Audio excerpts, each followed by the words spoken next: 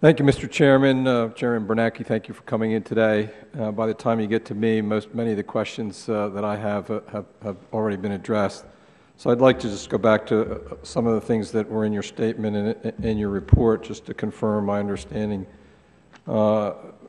Sense I get is that the Fed is doing everything it can with respect to monetary policy to address the employment part of your dual mandate. Is that correct? Well, we can continue to evaluate the situation, evaluate the outlook, look at the tools that we have, and we're committed to make sure that we continue to have improvement on employment. But I don't want to imply that we've done everything we can. We may do more in the future, but certainly... So there is more that you might do? It's certainly possible that we will take additional action if we conclude that we're not making progress towards higher levels of employment. Thank you. And there seems to be little reason for concern on the price stability side at the moment. For now, inflation seems to be in check.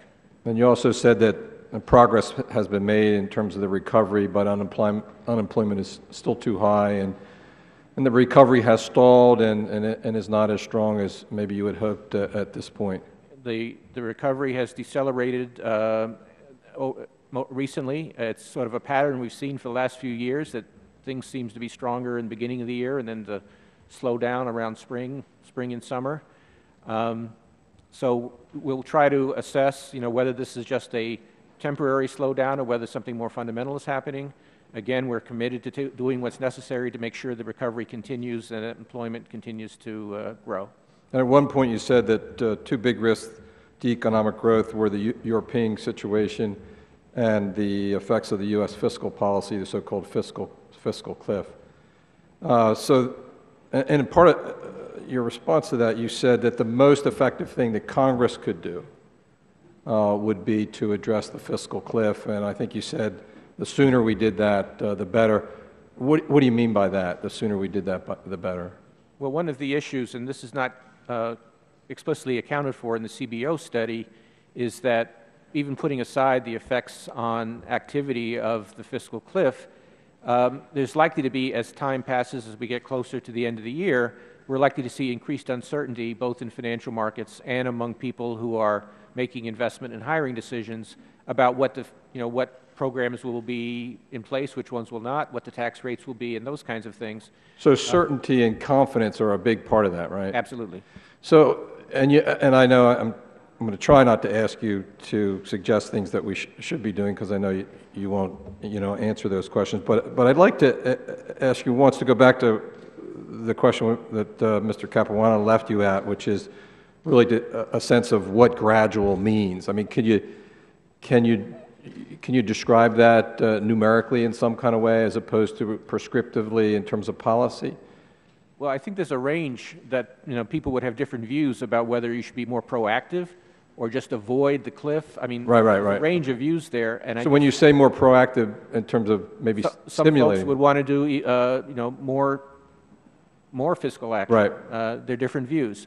What I'm taking here is a sort of do no harm kind of approach, right, and say that you just want to avoid the impact of the cliff. Well, have we learned anything from the European response?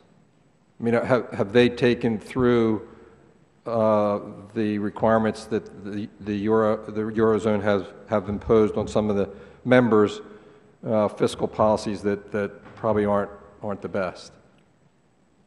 Well, I think we've learned that sharp fiscal contractions can slow economic activity. We're seeing that in a number of countries. That's not to say they have any choice. In the case of Greece, for example, they don't have many options about cutting back on their fiscal deficits, but we have seen countries that have very sharply contracted their fiscal positions experiencing recessions at the same time.